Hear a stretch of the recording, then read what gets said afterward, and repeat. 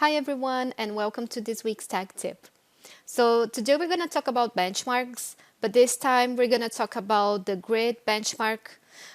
This is a good option in case you don't just want to rearrange your studs, you also want to change your stud spacing and associate that to a benchmark. So in that case, you will be rearranging your studs and also changing the spacing. Basically, the spacing will follow whatever you have in your benchmark grid. So the first thing we want to do, I just zoomed in here, and let's say we want to change the spacing and the rearrangement for these panels that we see here in this view. So the first thing we want to do is place the benchmark. So we can come here to markers.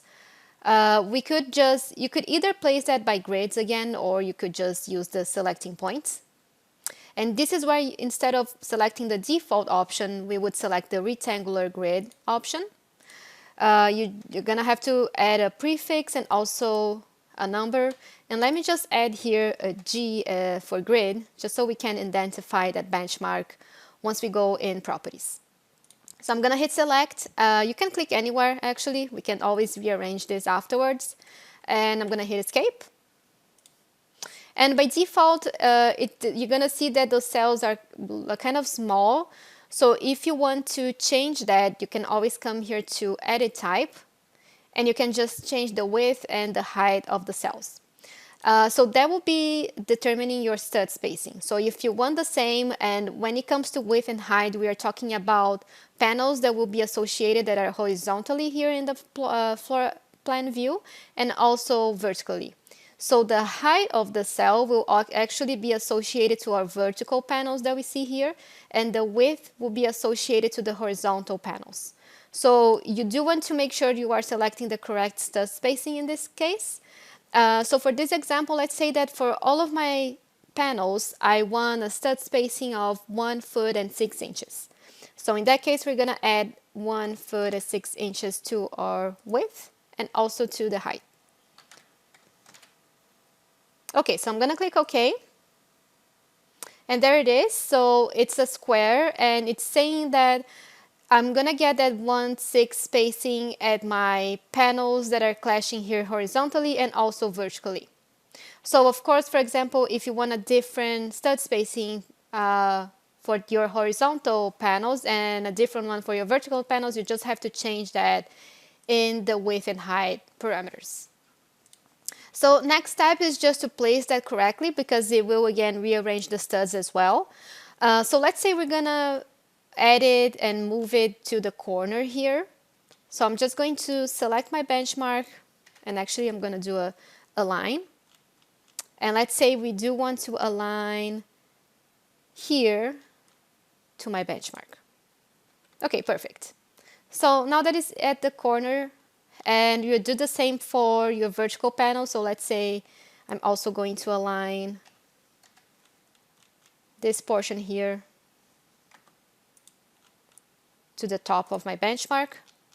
Okay, and there it is. So now what we want to do is associate this benchmark to our panels. I'm going to just mass select some panels here. And now we're gonna jump in its properties.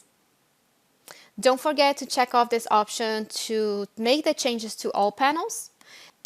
And now we can come here to miscellaneous tab, and the first thing we want to do is come here to studs, click on edit, and instead of using these options, we will use the associated benchmark option. So this is for the stud spacing.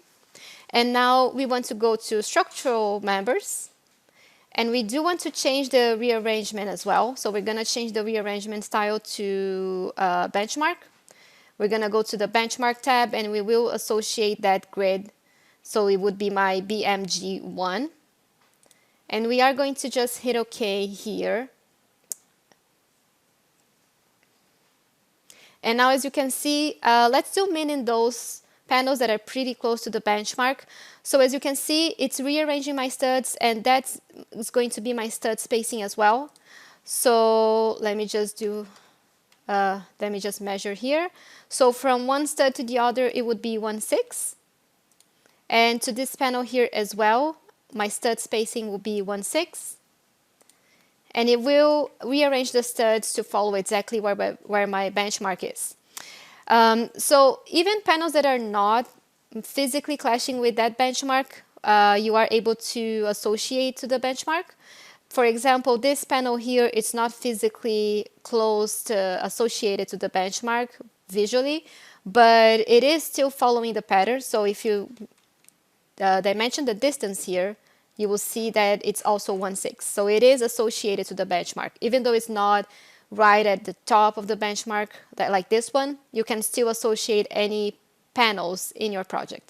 And the same goes vertically. As you can see, for example, this panel here, it's not exactly on top of the benchmark, but again, it is following it because we did select that one as well. So the distance is 1/6, and as you can see, if I move this guy just so we can take a closer look, it is also following the benchmark, just like the other ones. So that's it for this week's tech tip. I hope you guys enjoyed and see you guys next week.